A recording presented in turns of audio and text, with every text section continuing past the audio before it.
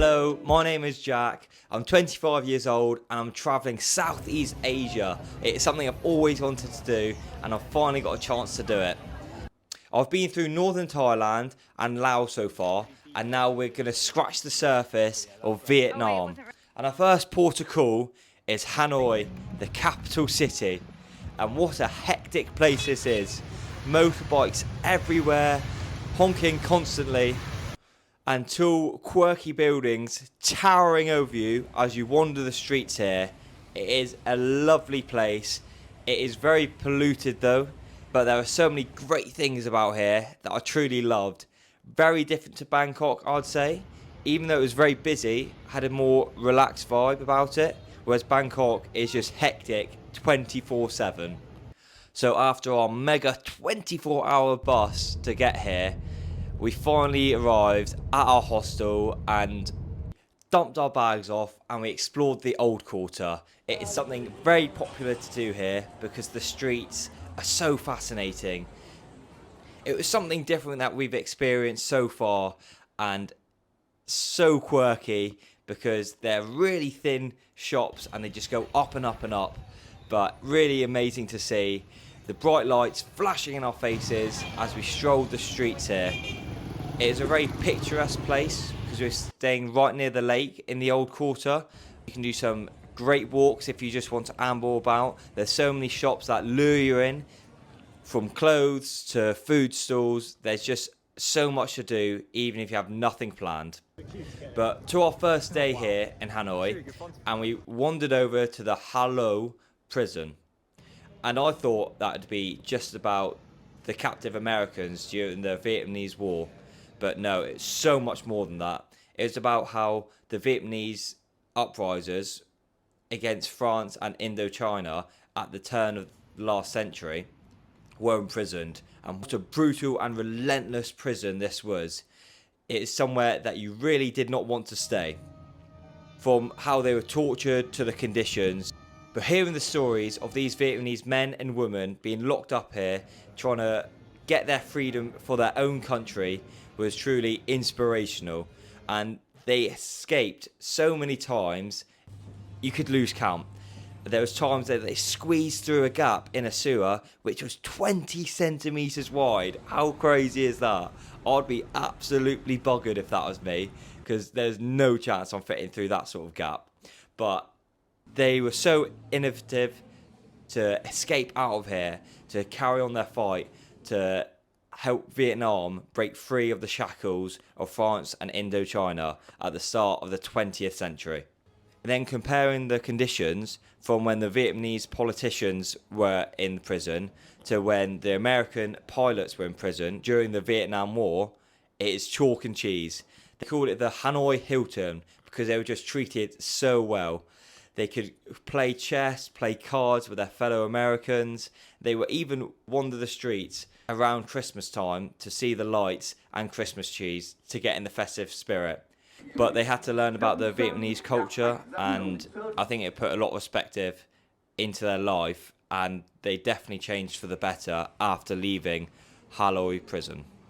After that, we went to the Note Cafe, which is apparently, according to the Note Cafe, it's the fourth most Instagrammable cafe in the whole world. And you can see why. You have notes simply everywhere. On the table, on the chair, on the walls, on the fan as well. They're simply everywhere. Thousands of notes, endless messages. Really great to see. And Vietnam are famous for their egg lattes. And it is very thick. It actually reminded me of rice pudding being blended up and then put with coffee. Very thick, very sweet. Something that I enjoyed, but something that I won't have again probably. I'll just stick to normal latte. After a short break and caffeine fueled up, we went to the National History Museum, and this was going right back to the start of Vietnamese history. And I didn't know before going there that this country has had to suffer so much from invasions and being ruled by different countries. From France and Indochina, and then breaking free from them during the Second World War, and then the French stayed in Vietnam to reclaim it for 9 years, but the tough and resilient Vietnamese people shook them off and made sure that it became an independent state after the tensions of the Cold War between Russia and America. This is when America came over and tried to ensure that it didn't stay a communist country because of the tensions going on between the two nations. We finished our first day in Hanoi with probably the most famous thing to do here, and that is Train Street. We walked down along the tracks, the glaring lights in our faces as we waited for the train. We got onto the side of the tracks, ordered a beer, and if you come here, try and make sure you do the same, because if you put the beer cap onto the tracks, it flattens it. So you got a memento for years later saying that this is from Hanoi and this is exactly from Train Street. That was a truly remarkable experience because the train is so close to you, and if you go on the tracks, you have no chance. It is absolutely massive, and it doesn't slow down when going through this iconic street in Hanoi. After taking pictures and indulging in this quirky view, that was it for day one. What a great first full day after being confined on a bus for 24 hours to get here. But honestly, it was so worth it just for that first full day. The next day was a bit of a washout, so we explored the old town a little bit more, and we went to a water puppet show, which is the first of its kind in the whole world. Vietnam invented it. It was a great watch. We paid about 100,000 dong, which is about £3 to get in, for the cheapest tickets. We were right at the back, but you could see so much. It was great slapstick comedy and something I would recommend to do just for the experience of it. So on to our third and final day in the capital of Vietnam, but we went to the place where Ho Chi Minh himself lays, and it was a truly interesting experience, I'd say. One, I'd say it's worth to do because it is free, so why not? It is free, but they've reserved his body after he died in 1969, and Ho Chi Minh is plastered all over the country from signs and billboards because he's truly loved here. He was the one that stood up and fought for their independence, truly treated as a god here, even nearly 50 years after passing. It was a very militant operation to do it because we were ordered and barked at to get in two lines as we walked in, no phones allowed. The Vietnamese soldiers had sleek white uniforms on as they ordered us to go up the stairs through where Ho Chi Minh lays and back out again. You're only in the temple for about a minute and a half as you amble through, but it looks like a wax figure. I still can't believe that is actually his body and it's preserved that well. So kudos to you, Vietnam. Sensational. But that was really surreal to see. It felt really respectful to do as well because you can just sense that Ho Chi Minh is truly adored here. And after Hanoi, we went and treated ourselves. We did the Halong Bay cruise, which is 2 half days and 1 night, and this was probably the best experience I've had. I said last video that Nong Kiao in Laos was the best experience, and I actually think that is true. But this one, for materialistic and man-made, is definitely number 1 for me. We met some really great guys who are just so funny. We played beach volleyball, and it was fairly hot, even though the grey clouds loomed over us all afternoon. But it was brilliant because the food was amazing. Yeah. We had luxury in our bedroom, and we just got to meet so many different people and have just such a laugh by doing different things. Wow. But Halong Bay has just got hundreds of islands, and it's just so picturesque.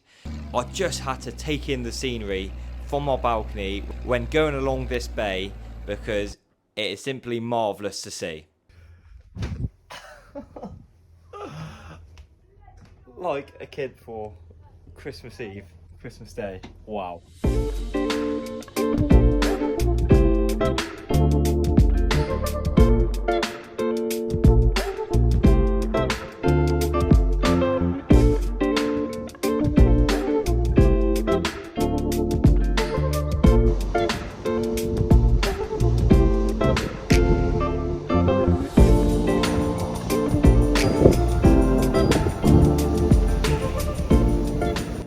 This boat was so fancy. It even had 3 jacuzzis. It had one massive one at the back and 2 smaller ones at the front.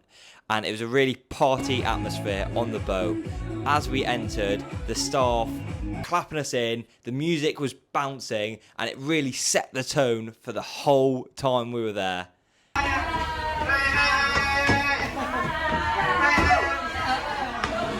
Hi, you okay? Hi, you okay? Hi, you okay? Hi, you okay? Hi, you okay?